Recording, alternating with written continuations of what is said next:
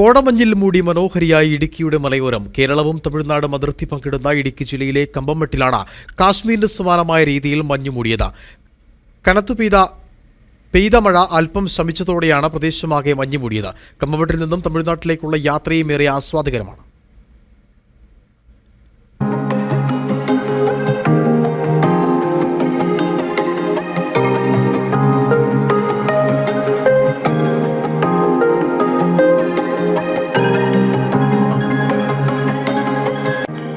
ഡിസംബറിൽ സാധാരണ തണുപ്പും മഞ്ഞും കൂടുതലാണെങ്കിലും ഇടുക്കി ജില്ലയുടെ അതിർത്തി മേഖലകളായ കമ്പംമെട്ട് പ്രദേശത്ത് ഇതാദ്യമായിട്ടാണ് ഇത്ര കട്ടിയുള്ള കോടമഞ്ഞ് മൂടുന്നത്.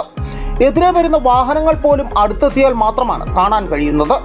വനമേഖലകളിൽ മഞ്ഞുമൂടി മരങ്ങൾ നിഴൽ ചിത്രങ്ങൾ പോലെ തോന്നിപ്പോകും.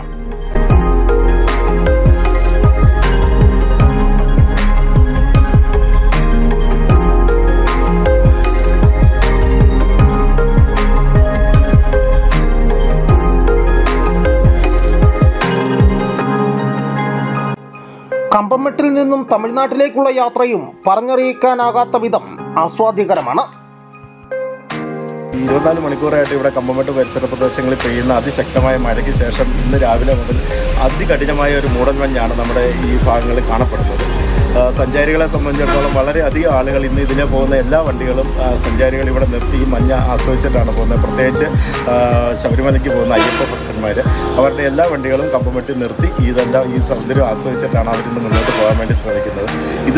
ഇതിനേക്കാൾ നല്ലൊരു കാലാവസ്ഥയാണ് കമ്പംമെട്ടിന് ഇറങ്ങുന്ന കമ്പംമെട്ടിൽ നിന്ന് കമ്പത്തിന് പോകുന്ന വഴിക്ക് കാണപ്പെടുന്നത്. കാരണം ഏതാണ്ട് ഒരു കാശ്മീരിൽ ചെന്ന അതേ ഒരു ഫീലിംഗാണ് ഇന്ന് രാവിലെ മുതൽ ഇവിടെ അനുഭവപ്പെടുന്നത്.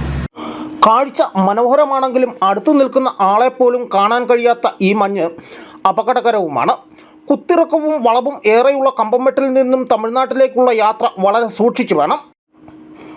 വേഗത കുറച്ചും അതീവ ശ്രദ്ധയോടെയുമായിരിക്കണം. Anish P A, Idukki vision news.